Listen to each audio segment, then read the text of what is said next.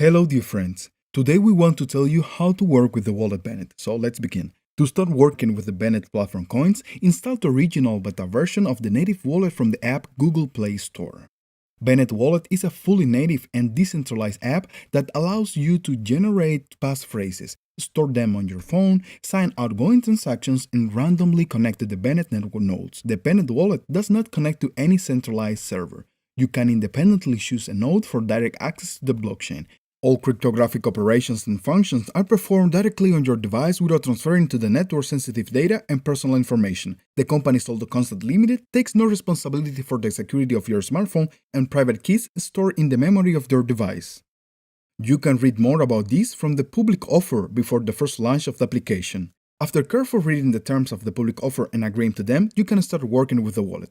To get started, suggest a safe PIN code consisting of 10 characters. This PIN code will need to be entered every time you log into the wallet.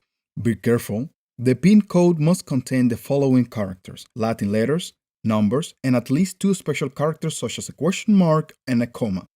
A PIN code strong like this gives you the opportunity to increase the time its recovery in case you lose your smartphone or in case it falls in hands of intruders. So, you are on the main page of the Bennett wallet. Let's look at its functions.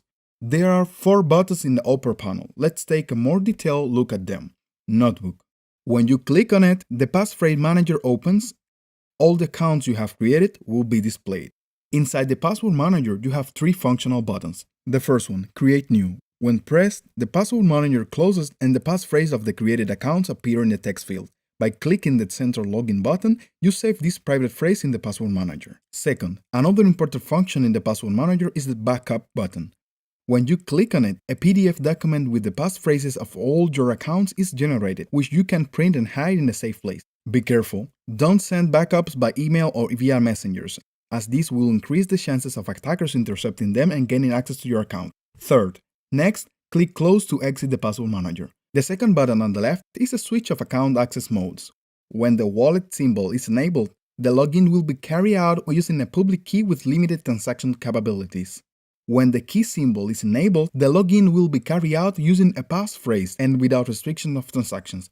The third button on the left is a service button that contains 3 functions. The first one, camera. These functions allow you to scan QR codes containing passphrases to access the account.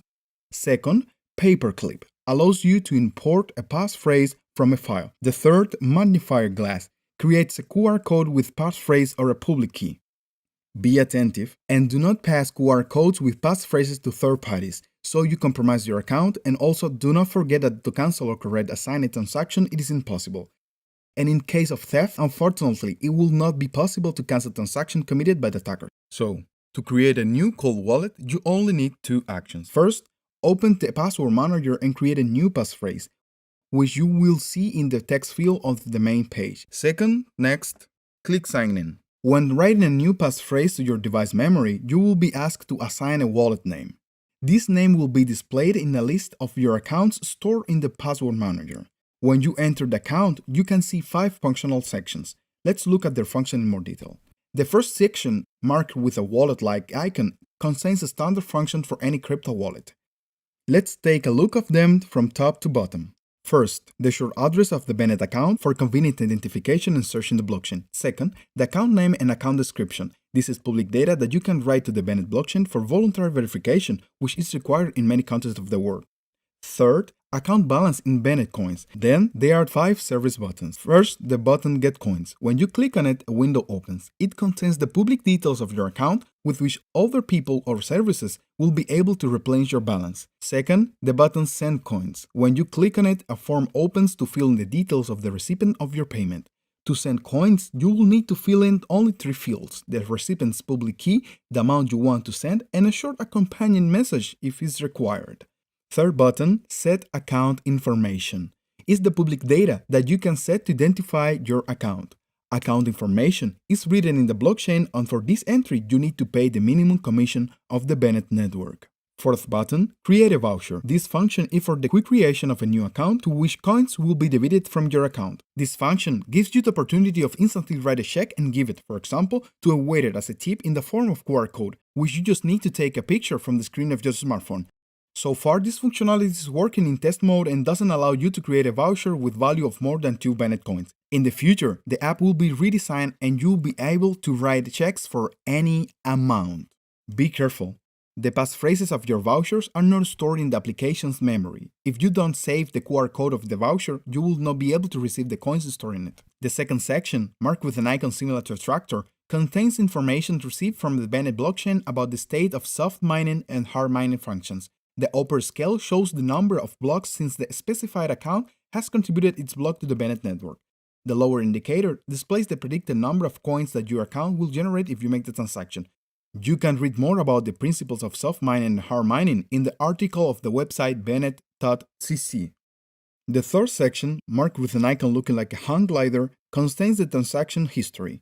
Each record contains the information about the numeric transaction ID, the number of network confirmations, the details of the sender and recipient, and the amount of coins sent.